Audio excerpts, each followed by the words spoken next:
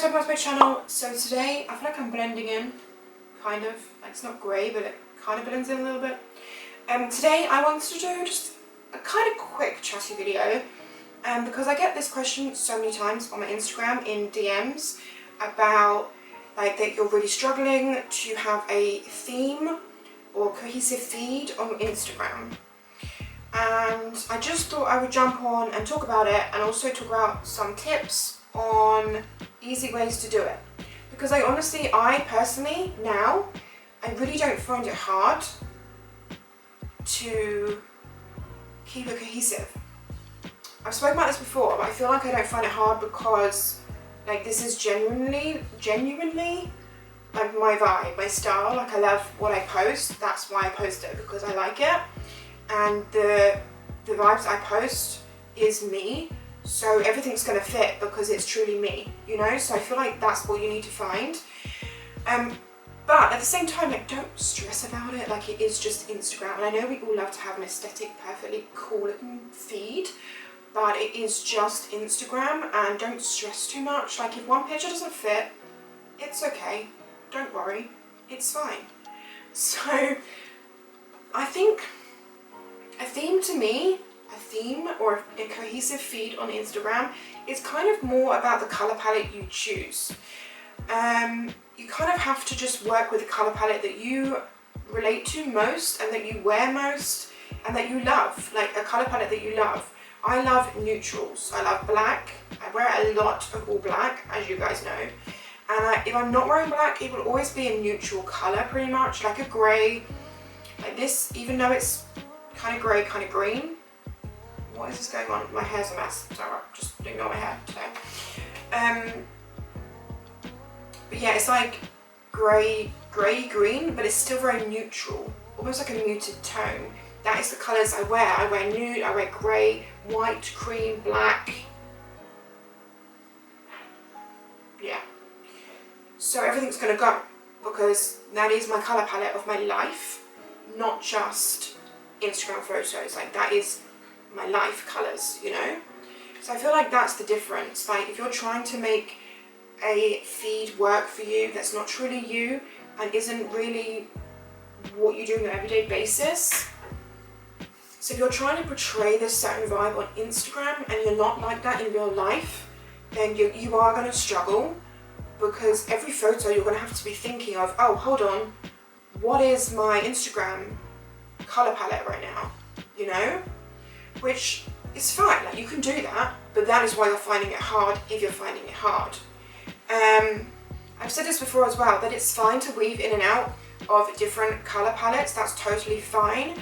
I said this in my last kind of tips on aesthetics video, and I referenced Reezy, because she is the queen of that. She always goes in and out, and she even now like hashtags them, like red theme or whatever she's doing.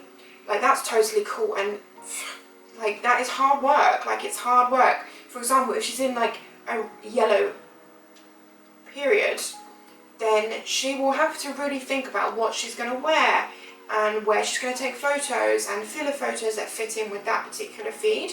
So that's why it comes back to the fact that it's not just, you can't just go out and take pictures in multicolours, in different backgrounds, different locations, different photography styles, edit them all differently, and think they're going to work, because they're obviously not going to work together. That's going to be extremely hard for them to work together.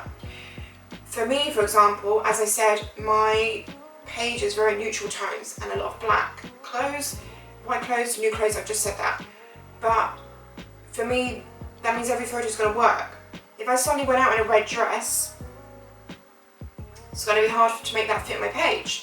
If I suddenly went out and posted in front of like a field of green grass, it's going to struggle to fit my page, because my page has no green. Like, my page is not green. It's just not green, you know? So you have to really think about it before you even take the photo. Because I feel like a lot of people think aesthetic feed, oh, I need to use the same filter, I need to edit the same, I need to make every photo look the same. Yeah, but it starts from before you've even taken the photo.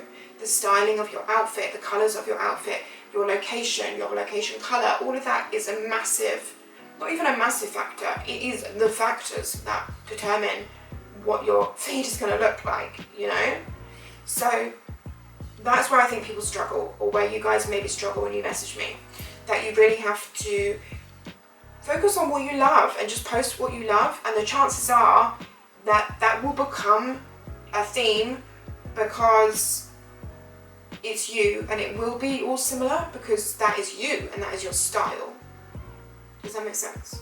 I think that makes sense, right?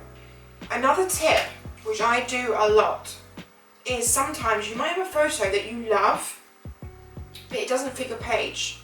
But maybe you have another photo of the same outfit that does fit your page. Use that one first, but don't not use the great photo, just use it as a carousel. I'll show you an example. Okay, for example, let me record my phone screen quickly. It wouldn't be a Tashie Instagram video if I didn't record my phone screen and put it on the screen, would it, guys? Okay, so I'm on my Instagram right now. So for example, this photo right here, yeah? To me, this is a pretty basic photo. It's quite cool, but it's just, to me, this is a filler photo. But the real reason why I posted this photo is I wanted to do the passport photo, this one. Because I'd seen a couple of people do like the passport photo thing. I think it looks really cool, and it's just like fun to share your passport photo. I liked also that it showed that my birthday was on the 24th, which is my favourite number. You guys know that. The 24th is the 24th, like everything about the 24th is me. I have it tattooed on my arm. I love the number. It has the number. And I just wanted to post this photo. It did not fit. It did not fit with my page. Like, it just didn't. I tried to make it work, but I didn't want to like edit it, like the colours too much, that it didn't look like my passport photo anymore, you know? So how did I get around that? I posted this one first because it's still passport related, and then I did a swipe to see the passport picture. Can you see, like, that works really well, and the photo ended up doing really, really well for me. I don't know if it was because it was the passport photo, because I'm sure it wasn't because of this filler photo. I don't know, maybe it was, but that was a way I got around it, because that photo works really well on my page, as you can see, but the other one didn't.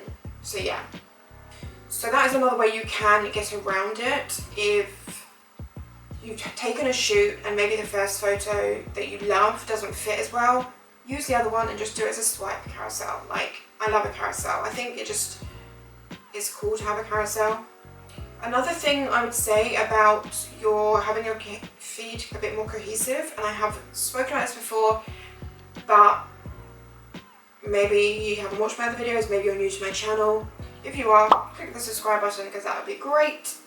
But if you look at my feed, for example, so as well as the tones and the colour palette is a colour palette, it works well together. Also bear in mind the actual contents of the photo. So for example, this one in the middle here, this shot, is quite one colour. It's quite like, it's not got loads going on. It's pretty one colour. Whereas the one next to it, it's got a lot more going on. Yeah? And the same with this one. It's got a lot going on in the background. Like, the background's quite fussy, a lot going on. And then this one, simple background, nothing going on. Yeah? This one, simple background, not much going on. This one, a lot going on. Yeah? That, I tend to find that does work, to have super busy photos and then have like a breather of like a more simple, clean photo than a messy photo. Not messy, but you know what I mean. You can see what I'm talking about with this vibe. So yeah, I do tend to do that quite a lot as well on my feed. I feel like that works really well. Also in terms of like light and dark photos, so like going for that top row, for example, the middle photo is a lot lighter than the other two. The other two are majority dark black tones, whereas the middle one's not. So it kind of makes the line work really well. Does that make sense? I think that makes sense. So yeah, that is another thing to bear in mind. You guys know I do use the app UNUM to plan my feed. I just think that's a great way to just mix around your photos and see what way they're going to work best. It's also a great way just to keep your photos. So say you have one day and you shoot loads of content and you've got loads that you love. You might have like 8 photos from that day that you know are all Instagram worthy and you will post them at some point. It's just good to keep them in UNUM because then you just can see them and you've always got them there ready. They're not just rambled in your photo album.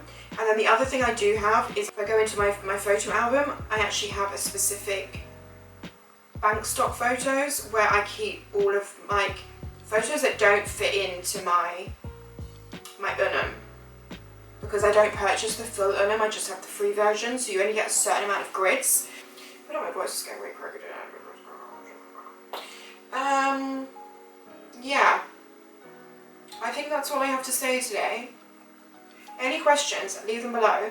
And if you've made it this far, I also wanted to say that I get so many requests from you guys to do videos on more editing, like how I edit everything and how I edit YouTube videos, how I edit my Instagram videos, how I edit my intros to my YouTube videos. This one probably doesn't have one, but yeah.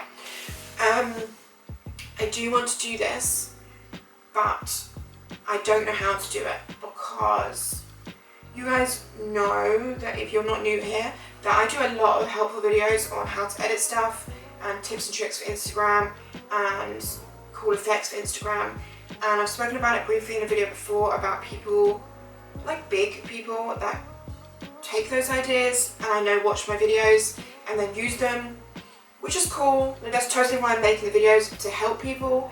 I just personally think people that have a lot of followers, they know obviously that I'm in their position, but I don't have a lot of followers.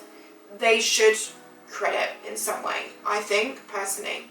Maybe I'm wrong, but it's frustrating to see these big influencers using ideas that you know they've watched from your videos. So I was thinking, and let me know how you feel about this. I saw there's a thing on YouTube now where you can do, like, you become a member of a channel. It does mean you have to pay a monthly subscription. I want to be like full on open with you guys of my thought process right now. I think it's something like £5 or $5 maybe. Can't remember. I think it's around $4 or $5 a month that you would pay.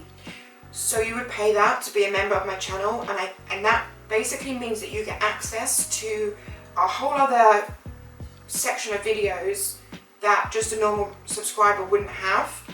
So I was thinking that I could do a lot more helpful tutorials and like social media management type vibe and editing, like in depth. I mean, like proper, like almost like a course, almost like an online course for the stuff that you guys want to know on there.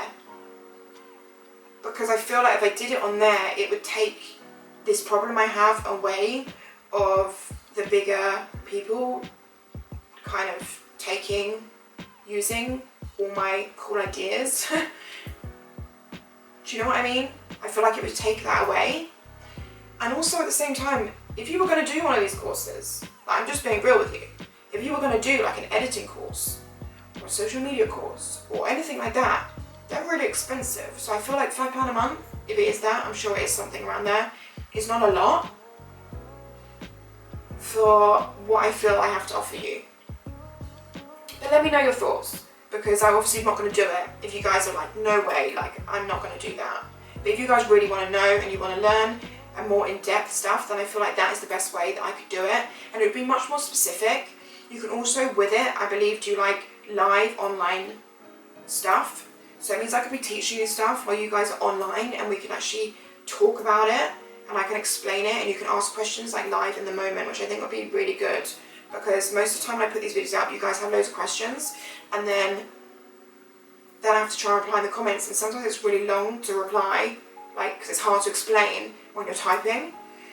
So that's my thought process. Let me know what you think about that. If you think no, like definitely don't do that, that's fine. Like, it doesn't bother me either way. I just think that would be a really good idea to just really like tight knit our little community of people who want to learn how to do stuff like this. My voice is so dry, I need some water. I don't know why.